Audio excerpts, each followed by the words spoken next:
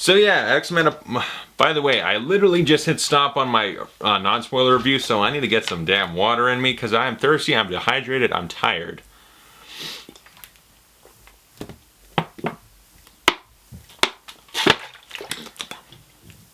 High quality H2O. By the way, this light's making me super sweaty right now, so if I start glistening, I'm sorry. It's just that light right there, that one right there. It's getting to me, man. But yeah, X-Men Apocalypse. Kind of a disappointment. A fun movie, but a disappointment. It's like, I don't know. Is it a better version of Batman v Superman? I'm trying to think, because they both had so much good in it, and yet fucked up utterly in certain aspects. I think this is better than Batman v Superman, I can say that for sure. So yeah, let's get into the spoilers of this thing. Dig in, dig deep, find all the little nuggets that I want to talk about, and spoil them to you. So if you've not seen the movie, get the fuck out, go to the theater, watch it, or don't. If you don't want to pay to see it, wait like 10 months, maybe it's on Netflix, save this video for then, that's a long wait, I don't know. So yeah, Apocalypse, he was pretty fucking cool at the beginning. This whole, I'm bad with geography, it was Egypt, I don't remember where, but yeah, it was bad. And at the beginning I'm like, Apocalypse looks fucking weird, and I realized that's old body Apocalypse, and young Oscar Isaac is sitting there waiting, like, they're swapping his consciousness through unexplained magic voodoo, non-science. It's just he lays down, stuff lights up yellow, they're switching consciousness. Okay, dumb and unexplained, whatever, it's a comic book movie, just move on, who cares really. He's ancient, maybe that used to be something, we all just forgot how to swap consciousnesses. That's bad English. I need more water to put shit in my brain. Then there's the most elaborate trap ever, knocking all this shit to try kill him because he's a false god.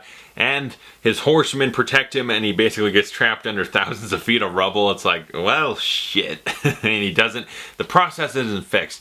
And then unfortunately, in the 80s, Moira McTaggart, Rose Byrne, has to come and inadvertently fuck shit up. She's trying to do her Laura Croft CIA thing. And then because she lets the sunlight in, the guys that have been trying to resurrect him never thought to let the sunlight on him.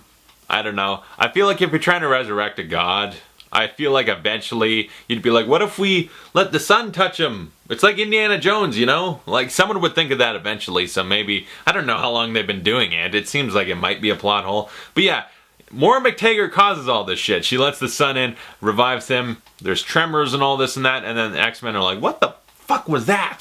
And he does return, he's setting up his horsemen, you know, you got Angel, he gets a Metallica scene, that's about it. He's fighting with Nightcrawler and he gets his wing fucked up, so when Apocalypse finds them, it is kind of clever. It's a Metallica song, The Four Horsemen. Okay, clever enough. I don't care for Metallica, so it didn't make the movie for me. I wasn't like, yes, this is the best scene ever. I was like, who cares? Angel is lame. He gets cool metal wings, but fuck, the guy does nothing in the movie at the end of the day. He's just a cool looking character that does nothing. Then who's he get? He gets Storm. He decapitates people's sand. That's kind of cool. He uses the elements. He like traps people in walls and stuff. The guy is strong with the earth, if you will. That's interesting. He gets Storm on his side. And an issue I do have is he's recruiting all these mutants and their motivations are never that clearly defined. It's like, okay, he improves them. He unlocks their full potential, so they owe him, I guess. I don't know. Maybe, like, Magneto I can kind of understand, but an Angel, whatever, the guy's drunk off his ass. But like Psylocke and Storm, it's like he unlocks their full potential powers, so they're forever faithful to Apocalypse, even though he wants to destroy the Earth. I don't know. Like, if I was Psylocke, it's like, my fucking sword's even stronger now. Thanks, man. And try to cut his head off. I don't know. And then he'd probably kill me. Oh yeah, and speaking of Psylocke, what an impression she left in the movie. It's like, besides Magneto, the three other horsemen were the mutants most wasted, besides fucking Jubilee. Wow, what a waste of a fucking character. And I'm not a big Jubilee fan. What did she do in the cartoon? What was her power? She made sparkles or something. She was kind of lame, but she was a big part of that cartoon. She was like the main character for a while. I remember watching it. It's like this whole Sentinels thing. It focused on her a lot. My memory might be a little shaky. She was big in that cartoon. Okay, she was. And then it's like I said in the review, it's like Wolverine slapping you in the dick with his adamantium-filled hands. Because it's just like, you a fan of Jubilee? She's in this movie, she does nothing, and she says nothing. Give me your money. And also, like, Beast didn't leave much of an impression on me this time, and also Mystique, I didn't care for all that much. It's like, yeah, she's Mystique, she's cool. I'm over her at this point. I don't know. I'm bored of her. I'm more interested in Cyclops and Jean Grey now. Cyclops, Ty Sheridan, fantastic. He had the worst fucking teacher ever. But aside from that, he was awesome. I was interested in Cyclops. I felt for him. Him and his brother, Havoc, playing off each other. That was good stuff. I really like Cyclops. Finally, it's taken 9 fucking movies to make Cyclops interesting. And Jean Grey was really good too, but Cyclops, I also, because the death of his brother, because we like Havoc, you know, and as far as a safe character to kill, you're not going to kill Professor X or anything. Havoc is a good choice. Like, listen, we'll feel bad because we like him, but we're not going to lose sleep over it or anything. It's like, oh, bummer. And that hurts Cyclops, so we feel bad for him. And yeah, so Havoc goes down. And it's weird, too, because shouldn't that have been a moment where Apocalypse shows, like, don't fuck with me and kills him instead of, I'm stealing Professor X, and when you go to shoot at me, the portal disappears. So it's basically suicide, accidental suicide. And if you think about it, it makes Apocalypse lame. Let him kill a few X-Men. Let him kill fucking Jubilee if she's not going to do anything. At least let him make an impact and change the universe. Like, guess what? He came, he saw, he conquered, he fucking wiped out a couple X-Men. He left an impact and an impression. Instead, he wanders around recruiting them. And the Magneto one was powerful because it is a bummer because he's working, he's just trying to stay out of the spotlight, not get in trouble anymore, just try and live an honest life. He's got a wife and kid, and then shit goes bad.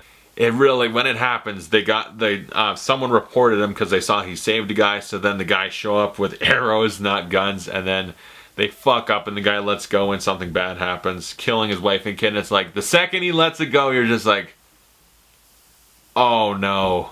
And it is sad, and his acting in it was very good, and then he just wipes him out like through the fucking neck and kills him. It's really, his acting now is very good. Michael Fassbender is the best actor in these movies. He's so good. So I understand him. He's like, I can't be good. You keep bringing me the bad side. I keep suffering tragedies. So I respect and understand Magneto, but like I said in my review, it gets annoying. He keeps going, he's good, now he's bad. But he's good at the end again. But then by the next movie, he'll go bad and good and bad and good. It gets really tedious. It is. By this point, I'm done with Magneto doing that shit. Either stay bad or stay good. But that's kind of the charm of his character, but like I said, it's getting old. And then we got that Quicksilver scene, basically right after Havoc dies immediately. Quicksilver shows up, sweet dreams are made of these, and he's going in there saving everyone. Fucking cool, awesome. I like it better than the kitchen scene. That's just me. Maybe it's just because it's newer, it's more fresh in my head, and is what's new and entertaining. Oh yeah, it's better than the old one. Whatever, we'll see. But I really enjoyed it quite a bit. He's just as good in this movie. The other scene at the end where they fight Apocalypse, and he just walks up and he's like, and he starts punching him. It's amazing because it's such a plot hole filler where it's like, everyone would complain, why didn't Quicksilver run up and take him out? They have to do that same shit with the Flash now for sure. Because that is the question. He's super fast, he could have done it. Well, he got in quite a few good punches, but then Apocalypse showed what he can do. So, there you go. And it was amazing. It was fantastic. It was one of the best parts of the movie. Speaking of that, Wolverine. I don't have any claws, sorry. But yeah, Wolverine. It wasn't needed in the movie. It wasn't necessary. It served no purpose. It didn't belong in here. But it was great. It also looked a little goofy, but it was the total Weapon X thing. He's got this shit on his head and all that. It's like, that's right out of the comics. It's faithful. It looks a little silly, but it's still awesome.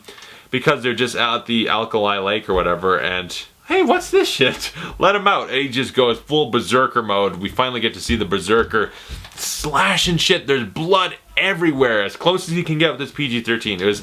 He stabbed people and killed them, there's no blood, but then there's blood all over the walls, and it's like, I can see this vibe. We're ready for this R-rated Wolverine. I can't wait to see him just slice jugulars, cut heads off. Full Berserker Wolverine. I want it. I need it.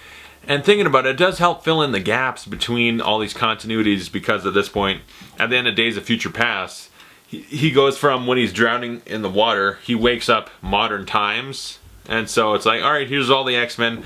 Everyone looks like they did in 2006.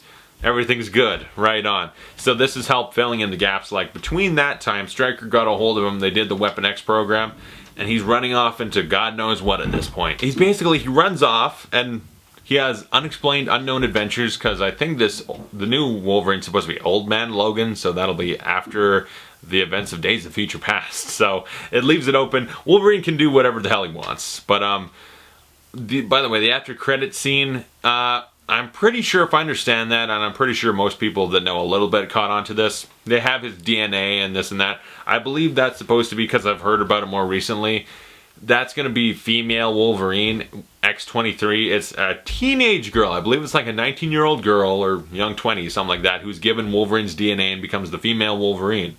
If you want to replace him, that's one way to do it.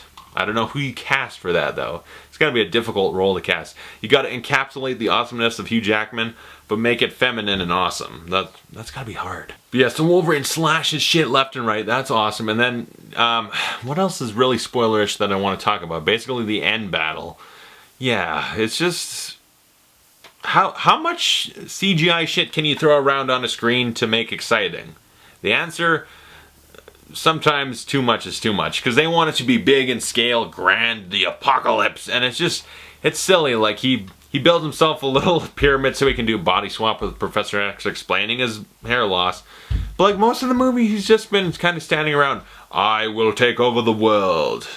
You can adapt or you will die. I am Apocalypse. Blind leaders. I don't know enough of his lines. That's the one I know. You follow blind leaders. You've lost your way. I'm here now. I'm here for you. But yeah, he spouts a lot of corny, heard it a billion times before, but still sounds cool because he's cool looking and sounds kind of cool with his voice reverberation stuff. It's same old dialogue 100 times before and all the different variations of it. And so he builds his pyramid. He's trying to do that. They interrupt. He scared the shit out of me, though, when they interrupt and he wakes up and he realizes he's still in his body and he fucking freaks out like, ah! He scared me, actually. Right there, I got it scared of him. I was like, fuck. I was worried. Then they go into the battle. And by the way, they finally admit Quicksilver is Magneto's son. And I was a little disappointed they didn't use it. Like, wouldn't that be good? Because Magneto lost his family. And they want to bring him back to the good side. Wouldn't that work? Like, you still have family. It's me, Dad. If they didn't want it to seem cheesy or corny, they could have played it for laughs, like my son's that fast tool. Like they could have played it for jokes or something. Or they could have did it serious and made it emotional. It would have worked. But they didn't. They just said, you still have family. Trust us. And yeah. So they want to kick Apocalypse's ass. And it's basically, all right, let's try hurt him. We can't. He's too strong. We have to beat him a different way because physically won't work. So they go inside his head. And it's kind of neat. It's like Superman 3. Bryan Singer's a Superman fan. So it's like the eternal battle between Clark Kent and evil Superman. They're redoing that sort of where it's like the internal mind battle between Apocalypse and Professor Xavier. And it's being personified by them punching each other. And he gets bigger. And he's like, you're weak. And he's punching him. And all that, and then Jean Grey comes in and releases the Phoenix. She had so much power inside her, and she released it and fucking killed the shit out of Apocalypse. And it's like, it's cool, okay. It's not just like, Apocalypse showed up, let's spend 20 minutes punching him until he's dead. Like, it's gonna be a mind battle and this and that. I appreciate it, but at the end of the day, when it was all over, I'm still disappointed with it. It's just, I didn't care for it as much. I appreciate, I respect, I understand. I kind of like that they're doing it different than just always has to end with a fist fight. But I'm still disappointed with it. I'm disappointed with Apocalypse led up to thousands of speeches of how awesome he is, trying to show off how cool and badass he is, and it all results in a quick fight, a lot of CGI overload, and it's just disappointing in that way. So yeah, that's my quick spoiler thoughts on the movie. I don't want to go in depth all day because, like, I could talk all day. Like, you know what, I kind of like that Mystique is now sort of thought of as a hero, but she doesn't want to be the hero. She's the reluctant hero, like Katniss Everdeen. Like, whatever. Okay, Mystique didn't do a whole lot for me. I do like, though, at the end, when they're in the danger room, and we get Sentinels, and they're all in their classic suits, like Cyclops is in the blue and yellow. I got a comic book fucking hard on spurting out Cyclops rays, because that's finally we get the classic X-Men blue and yellow suits like they sort of did in First Class, but here, it's the blue spandex with the yellow and all. That's like, fuck yeah, and Mystique is in that blue-white dress thing. It's like fucking cool. Nightcrawler and Storm are in their classic outfits. Like, we got classic costumes. Thank God. It's taken forever. Magneto's always had his, but aside from him, they've kind of skirmished away from it, and we're finally getting it.